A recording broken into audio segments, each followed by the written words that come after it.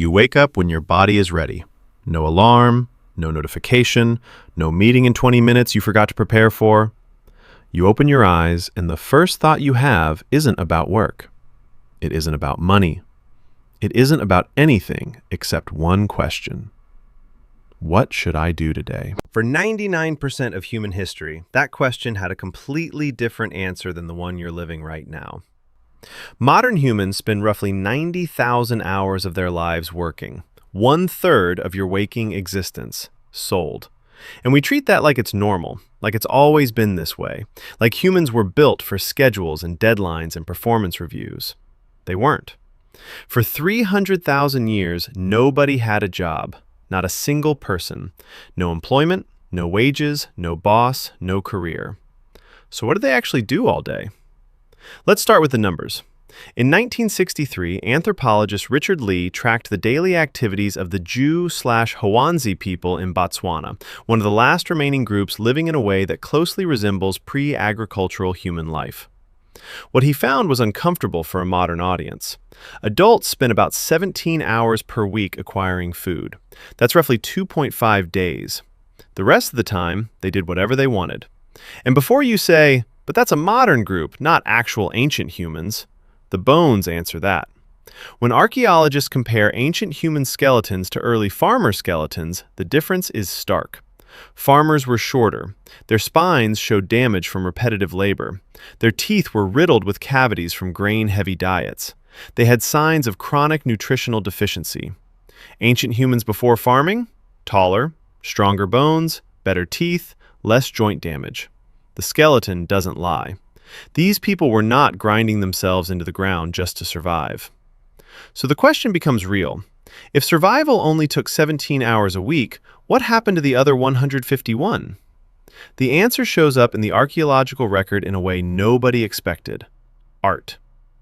In 1994, explorers discovered Chauvet Cave in southern France. Inside were paintings created roughly 36,000 years ago. Horses, lions, rhinoceroses, rendered with perspective and shading and movement. These weren't stick figures scratched into rock. This was sophisticated work that required skill, planning, and significant amounts of time. Someone spent hours, maybe days, deep inside a cave by firelight painting animals on a wall. Not for food, not for survival, for beauty, for meaning, for something to do. In Blombos Cave, South Africa, archaeologists found shell beads from 100,000 years ago. Tiny holes drilled through seashells, clearly meant to be strung as jewelry. The nearest coastline was 20 kilometers away. Someone walked 40 kilometers round trip just to collect shells, then spent hours drilling holes with stone tools. To look good. That was the whole point. In 2008, researchers found a 40,000-year-old flute carved from a vulture bone in Germany. 5 finger holes, perfectly spaced. Whoever made it understood pitch. They understood music, and they spent real time building an instrument that had zero survival value. This is what people did when they weren't finding food. They created. They decorated. They made things beautiful and musical and elaborate for no practical reason whatsoever. So let's actually reconstruct the day. You wake up around dawn. The fire from last night is still smoldering. Someone adds wood. You eat leftover meat or nuts or berries from yesterday. Breakfast is slow, social. People talk, not because they have to, just because that's what humans do when there's no urgency pushing them somewhere else. Around mid-morning, a small group might head out to hunt or gather. But here's the part that breaks modern intuition. You don't go every day. If the hunt was successful 2 days ago and food is still available, you might not leave camp at all. You might spend the morning working on a spear point, scraping an animal hide, weaving something. Not because a boss told you to, because competence earns respect, because being skilled at things is part of how you matter to the people around you. If hunting does happen, it doesn't look like a movie. Humans are persistence hunters. We track animals at a steady jog for 3, 4, 6 hours, just fast enough to keep the animal moving. The animal runs, stops, overheats. It can't sweat the way we do. It can't cool itself while running. Eventually, it collapses from heat exhaustion, and we walk up. The whole thing, including travel, might take 4 to 6 hours. Then the animal is carried back. everyone eats. And by early afternoon, the productive portion of the day is essentially finished. What comes next is the part modern people find genuinely difficult to understand. Nothing and everything. Anthropologist James Woodburn documented that among the hoansi, adults spend roughly 6 hours per day in what he called social time. Not working, not sleeping, just being with other people, talking, grooming, playing with children, telling jokes, laughing at things that don't matter. This wasn't laziness. It was the actual mechanism of survival. In a world without written contracts, without courts, without police, without money, your entire safety net was the people around you. If people liked you, they shared food when you came back empty-handed. If they didn't, you were on your own. So you invested enormous amounts of time in those relationships, not as strategy, as instinct, as the thing humans are actually wired to do. Then the sun starts to drop, and something shifts. In 2014, anthropologist Polly Wiesner analyzed hundreds of hours of recorded conversation from the hoansi. During the day, conversations were practical. Who saw animal tracks where? Which plants were ready?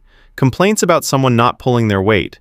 But at night, around the fire, 81% of conversations became stories, myths about how the world started, tales of ancestors who did impossible things, jokes that made everyone laugh until they hurt, adventures from distant places. Wiesner argued this is where human culture was actually born. Gods, spirits, the past, the future. Things you can only think about when your stomach is full and the fire is warm and nothing is trying to eat you. And people didn't sleep the way you do. Historical records from medieval Europe and sleep studies from the 1990s both confirm that before artificial light, humans slept in 2 phases. 4 hours of first sleep, then a wakeful period of 1 to 2 hours in the dark, used for reflection, for conversation, for quiet thinking. Then 4 more hours of second sleep. Waking at 2 a.m. wasn't insomnia, it was just Tuesday. So here's the full picture of a day. 4 to 6 hours securing food or making tools. 6 hours in social time, talking, playing, grooming, laughing. 8 hours of sleep split across 2 phases. And then the rest, sitting in shade, watching light move, doing nothing that needs to be justified, existing without having to earn the right to exist. Then, roughly 10,000 years ago, everything changed. Humans in the Fertile Crescent began farming, and farming is a trap that closes slowly. You plant crops, you can feed more people. More people means you need more food. More food means more farming. Within a few generations, populations grew past the point of no return. Too many mouths to feed any other way. You were locked in. And farming required vastly more labor.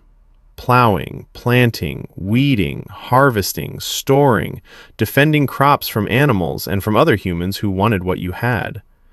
The skeletal record is blunt about this. Early farmers worked harder, ate worse, and died younger than the hunter-gatherers who came before them. Every single metric got worse. But the population kept growing. With larger populations came specialization. Tool makers, potters, soldiers, priests, administrators, and eventually the concept that your time belonged to someone else in exchange for resources.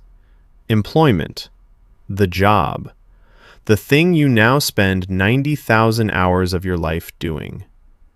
By the time we built cities, the original human schedule was gone, replaced by obligation, by clocks, by the idea that rest needs to be earned, that leisure is something you're allowed only after productivity, that waking up without an alarm is either a weekend or a problem. Here's what's strange about all of it. Your ancestors woke up every morning already free. They didn't hustle toward retirement. They were already living the life you're saving money to reach someday. They made art because they had time. They built relationships because relationships were the whole point.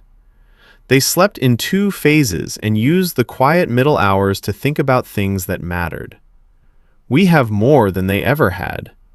More food, more safety, more physical comfort, more options.